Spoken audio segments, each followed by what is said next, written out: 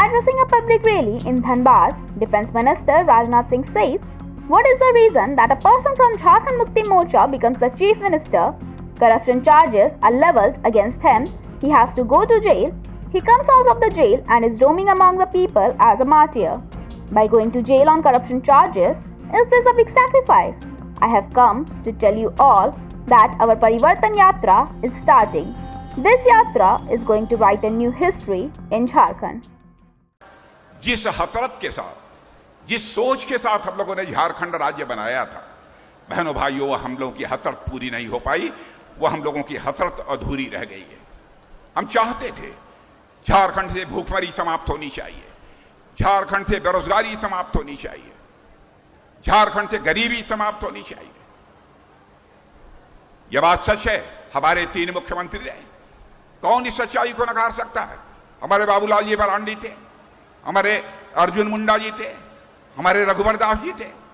बहनों भाइयों, जितना काम इन्होंने किया, मैं दावे के साथ कह सकता हूं, 5 वर्षों तक लगातार रहने के बावजूद ये उतना काम नहीं कर पाए हैं। कोई तुलना करके तो देख ले।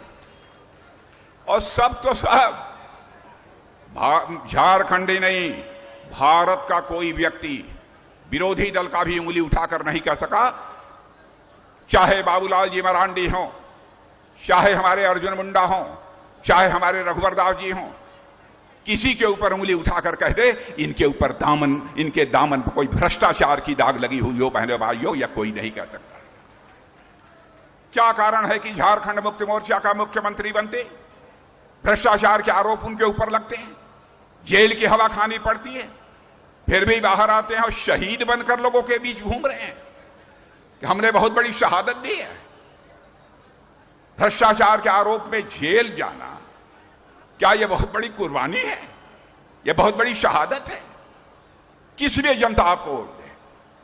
इसीलिए मैं बहनों भाइयों, मैं आपसे कहने आया हूं कि हम लोगों की परिवर्तन यात्रा प्रारंभ हो रही है। सुन लेना आप मेरी बात। भारतीय जनता पार्टी की यह परिवर्तन यात्रा जो प्रारंभ हो रही है, बहनों भाइयों, झारखंड में यह परिवर्तन यात्रा एक नया इतिहास लिखने जा रही है। मेरे बहनों भाइयों, एक नया इतिहास लिखने जा रही है।